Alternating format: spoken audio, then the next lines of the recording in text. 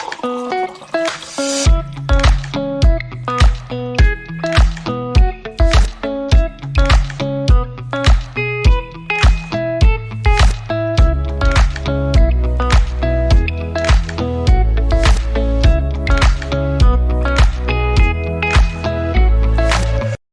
morning, everyone. Welcome to this week's episode of Coffee with Jim and James. James, every morning that I get to start off in the Coffee with Jim and James coffee bar is a great day. So I am pumped today, but I got to tell you a little story about our guest today.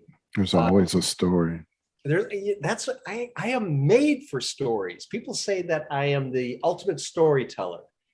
Some of them may be fabricated, allegedly, but this one is true. I want to tell you how we got to know our guests. Walking through the SGA event in Charlotte, down the aisle, I saw a booth and I'm walking by and it says sick.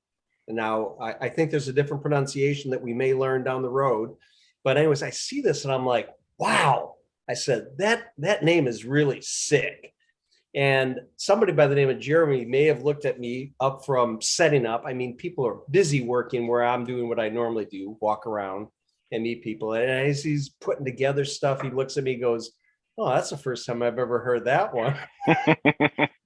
But we got to know each other there. There were just a few booths down. And again, the idea, though, James, of, trade conferences, this is a perfect example of it. Is, we go there to meet people and to establish relationships and networks. Yeah. And as a result, we're sitting here today. So anyways, James, that's a really good point.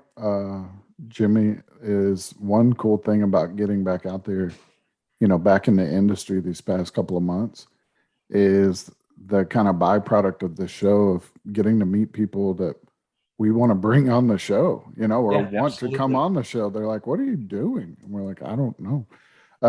And we meet up and people are like, I really want to be a part of this. Or we're like, you need to come on the show. And we've been trying to catch up, honestly, from all those conferences and get everybody recorded. So Jereme is one of those victims from that very thing. Good morning, sir. How are you? Doing great. Thank you for having me on. Appreciate it. It's our pleasure.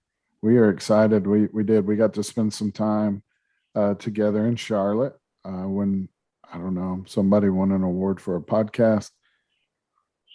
Isn't that what it was? Was that before the award or after award? Were we award winning when you met Jereme, or were we? No, it was before that I met him because at that time we didn't think that we had a snowball's chance of winning that award, and so we were. And then the snowball won. Yeah, we were honored. Anyway, we have a quota, Jereme, to bring that up 4 more times. So 3 left. Help us out. So, Jereme, tell us a little bit about, introduce yourself, please, in your title. Sure. And then I want to dive a little bit deeper in a second, but please, you have the stage, sir. Sure. No, thank you. Nope. My name is Jereme Stewart. I work with SICK, office out of Houston, home office out of Pennsylvania. I am in the oil and gas division of SICK, and I actually help oversee all of the downstream / utility business in the U.S. for natural gas. Okay. We have been seeing, and I want to get the pronunciation all right, because normally we would just say sick, but I know that sure. There's a little bit. Can you go into you guys have been around for a long time. I don't think people really realize that. We've been seeing more and more at trade events, which is great. Can you give us a little history of your company, where it began, kind of the highlights, and how you got involved with it too, please? Sure. Yep. So SICK just turned 75. Here last year or this year, and it's actually a person's last name. So Zick is Dr. Erwin Zick. He is a German. He's from Germany, and our company is still a privately owned German company. We do more than just natural gas meters and measurement. We also have a process division, a logistics automation division, industrial automation divisions as well. So what we are is a sensor company. So we really specialize in sensors all throughout the world. So we are a global company. Wow. We just had, not just, I don't know, a few months back. Remember the guys from Evonik were on. Oh, yeah. Do you know them, Jereme? Did you meet them at SGA? I didn't. No, I should have. They're doing the PA12 pipe, and it's like, it seems like they were like a 10,000-year-old company or something. And they're so big in scope, and it just kind of reminds me of that when you speak of how broad y'all scope is. So when we were at SGA, we talked a little bit. That was part of the reason we talked about coming on was some of that natural gas measurement side and that ultrasonic natural gas. Can you look? We have people that listen to this that probably are super nerdy about that topic, and then we probably have some people that are going, "What?" Can you bring folks along for us? Unpack that for us a little bit. Yeah, so I'll give you ultrasonic technology in a nutshell. So ultrasonic technology is not new. It's not something that we invented. Basically what it is we're counting time. That's really what ultrasonic is. So we send an acoustical signal through a transducer and count the time that it takes to get to the other transducer. So you can imagine if you have natural gas flowing, picture the natural gas flow as a river, and the resistance of the flow of the river slows down the audio acoustical signal from one transducer to the other as it goes upstream of the flow. And as it goes downstream, it speeds it up. So you then take the difference in this big, long calculation that I don't know, and you come up with a flow rate. And so from there, you can equate volume and actual cubic feet of natural gas. So it takes into account, it will take into account temperature and pressure, correct? Yes. Okay. Yep. Okay, because that's a bit back to my old utility days. I know we had so many manual processes depending on what meter we were using what application, that we actually had to input into a system what pressure was being delivered. Because if we had it at 2-pound pressure, which up in Minneapolis, St. Paul area, CenterPoint did run a 2-pound system, but in other areas for industrial commercial use, we ran higher pressures. And I know if we didn't compensate for that, and we assumed it was being delivered at 2 pounds, when in reality it was even 25 pounds. That's a huge billing difference, especially on a commercial or an industrial user. Huge.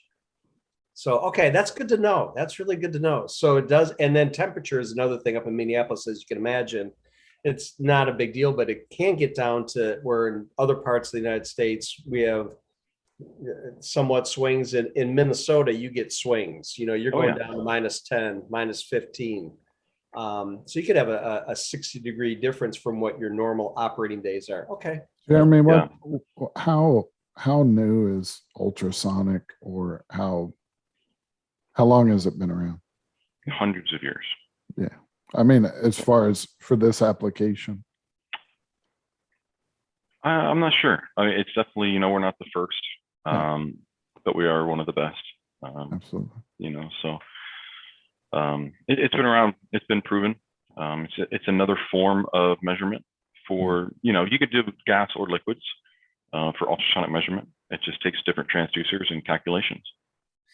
And let me just clarify that question. I think I was going down the path. You guys are really targeting commercial and industrial customers versus homes. So this would be for higher volumes, higher pressures, higher, et cetera. Yeah, not necessarily higher pressure, but higher volumes. So we don't have a residential meter. So we start in our downstream business, we start at the commercial industrial type customer. And then we actually have products and applications that fit all the way from, call it the burner tip to back to the wellhead. So we have meters and applications and software and other products that scope the entire spectrum of the oil and gas industry, except for the house meters. Okay. And I think I played around with this. I ran a midstream group back in the early 2000s. And I think there's some applications where we did laterals off some of the midstreams. Yeah. And I think in a couple of cases, we use ultrasonic because of the accuracy too, versus a rotary or another type of meter.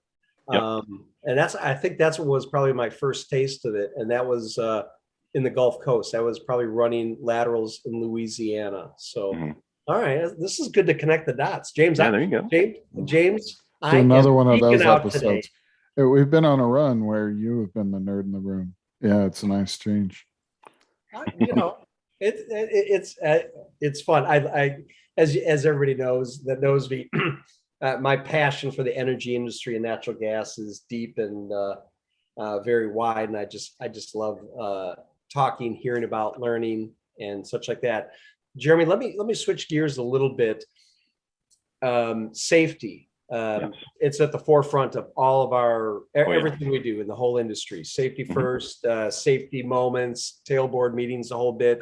That energy world, that our vision is to make the world a safer place to work. Very simple, but it's a very strong. It says what our core is, and as you know, Coffee Jim and James, we have so many topics on safety. Ultrasonic gas meters. Can you explain how that may tie in, as well as your company's your folks' stance on safety, and how that translates into your world, and how you also deliver that to the industry? Sure. Yeah, obviously safety is massive in this industry. It's definitely forefront of mind for us and all of our customers, not just for us selling products, but for our service group as well. And we're constantly trying to identify ways to make our customers' employees safer, and trying to find a way to make everyone that interfaces with our products and other products as safe as possible. For ultrasonic technology, there's a safety issue right in front of your face, where it's a mechanical thing, right? So first off, ultrasonics don't have any mechanical parts. Okay, so there's nothing to really break. There's nothing to stop working, and there's nothing to impede the gas flow. So one aspect of safety is when you don't impede the gas flow, you don't lose a customer if the meter fails. Meters are going to fail regardless of what they are, and whether they're ultrasonic, rotary, diaphragm, turbine, they're going to fail at some point, and that's understood. But the last thing you want is to freeze out a retirement home in Minnesota in the middle of winter because your meter failed, right? So ultrasonic meters don't have those moving parts to block gas flow. So if the meter fails, you'll lose measurement, but you won't lose gas flow. So that's why, for our meters, we have a FlowSig 500. That's fantastic for commercial applications. It's a smaller meter, lower pressure, lower volumes, and it just makes a wonderful meter for those types, like hospitals, schools, apartment complexes, stuff like that. Yep. So dovetailing into the mechanical pieces and having no mechanical side, you then have less maintenance. Well, less maintenance means now you're rolling less trucks. So if you have your team at your utility per se, and you're driving out to the meter site to perform scheduled maintenance on a meter, spinning it, doing your spin test, adding oil to the meter, that employee then takes a risk, and the company takes a risk by having that employee in a vehicle traveling on public roads where they can't control the situation in the atmosphere. So that's just a secondary or even tertiary safety benefit of ultrasonic meters. And then once you start attaching communication devices and electronics to these meters, telemetry. Yeah. So once you add telemetry, you can then view all of your meters from one centralized hub in the cloud or on your own secure network, right? And so now you can identify problems much faster than you would with, say, a rotary or diaphragm, where you could have a leak for weeks. Whereas if you have this ultrasonic meter hooked up with telemetry, you're going to see you're going to have diagnostics that are going to tell you, hey, something's not going right in the meter. Let me send an alert, right? So it's this technology evolving in our industry in conjunction with ultrasonic. So there's a lot with safety that can go with this, and it's really cool. And a lot of people don't talk about safety when they talk about meters, other than, is it ANSI 300? Is it ANSI 600? ANSI 900? I don't want to, is it C1D1? But you start looking at these other secondary and tertiary safety benefits from an ultrasonic meter. That's really where I think the rubber can really hit the road with getting people switched over to that technology. I like it. It reminds me of, I'm a computer nerd, but like when computer hard drives went from two solid state drives, right? And there were no more moving parts. So, Yep. the things that went out on old hard drives were the spinning, drive and then the arm that read it, right? Mm-hmm. And when we did away with all that, you could just be flying through getting information. So that's really cool. Jereme, we're going to wrap here, but one thing we do right at the end is one of our like core things with Coffee with Jim and James is we want it to be a platform where people get an opportunity to really give it all away. What good is all the knowledge, all the things we've learned, the good, bad, the ugly in betweens, if we don't share it with everybody, because once we go, we take all that with us, right? So, Yep. Jereme, you kind of have the floor. Is there anything you want to share with our audience? Anything, personal, business, anywhere in between? Man, that's a big broad net there. I don't. I don't. Cast it out there. Yeah, Anything you've learned over your years? Anything in this industry? Anything? Yeah, this industry. The biggest thing that I've learned is this is a very small industry, the oil and gas business. It gets even smaller when you get down to the measurement side, which is where I've been for the last 8-9 years. You never know where you're going to be, and you never know where somebody else is going to be. So it's best to be hospitable and kind to people, and regardless of your views, and how you do your daily job. It's a small industry. It's very small, and don't burn any bridges is what I tell folks that are new in the industry or new to measurement. Don't burn any bridges. Just look out for everybody, be kind, and just that's probably one of the biggest things I take away from the oil and gas business. That's very insightful and very much at James's my core is building relationships and that network, like you were just talking about. You never know when you're going to need help from a friend. And it may not even be for you. It could be for somebody else that calls you up and says, "Hey, do you know anybody that does ultrasonic meter, blah, blah, blah?" And I'd be like, "Guess what? I got a friend," It's about being an industry resource, right? And don't bash your competitors and stuff like that. It's know the industry, not just one little small niche of it. So I do have one question before we go. It's been bothering me all podcasts. Is it Jim's hair? No, well, that's every podcast. So if we go back to Jim, he pointed out earlier, it might have been in the pre-show, that he has an espresso and a Keurig. Is that correct? Mm-hmm. Yes, so we have this espresso there. Yeah. No free sponsors. No free sponsors. No. So which do you prefer? Because I'm having my own internal discussions. I have a Keurig. Okay. I want an espresso because I like espresso, but I like the Keurig. Yeah, I should just get both. Is really what it is. But what's your preference? And I would say yes. And it began with my wife, Tammy Bomia, who is the director of so many things at Clock Spring on a Ride, Pipeline Wraps. She has been in the Nespresso world. That's, I think, our second one. I mean, we used to use that all the time. We went away to Georgia, up to the Chattahoochee National Forest, and spent a week in the secluded cabin, and they had no Nespresso. And we're like starting to shake, but they had a Keurig there. So we traveled into town, horse and buggy, actually the car, and bought some Keurig. And we sat out on this beautiful deck by the creek, and we got back from that vacation. We're like, gosh, the Keurig was a good change. So we actually switch it up. So we'll have some of these. These are single, double, latte, or not lattes. That's wrong. But other things. And then this is really good for doing, the coffees. And Tam, sometimes we'll do a mix where she'll do a coffee and then throw a shot of espresso into it. Wow. And so it just gives you a lot of versatility. We have the little cups over here, some bigger cups over here. And honestly, I've got an old school, seriously, coffee pot. Does it percolate? I have one of those. I mean, I don't know. I just drink it till it's gone every day. Does it like? No, it's just a coffee pot. I don't know, like my Mr. grandpa Coffee. Had. Yeah, I think that's probably what it is. KitchenAid from Walmart. I have one of those Italian mochas. You ever seen those mocha pots? I have one of those. All right, we're gonna have to have Jeremy back on and just talk about coffee.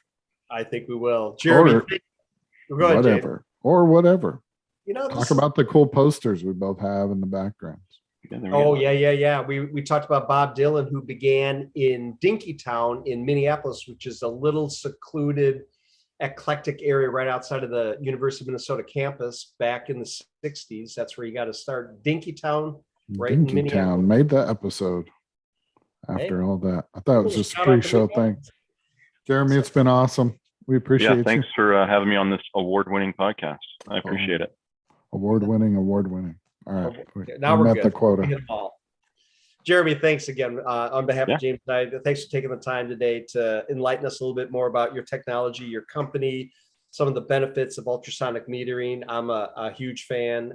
You absolutely hit some of my memory cells with this. So thank you, sir. I appreciate it. My We pleasure. appreciate it. Audience, please, if you're on the LinkedIn platform, connect with Jeremy, follow SICK, learn some things, ask some questions, and whatever you do, as I always say, stay safe. Until next week on Coffee with Jim and James, we will see you soon. Take care, everybody, and stay safe.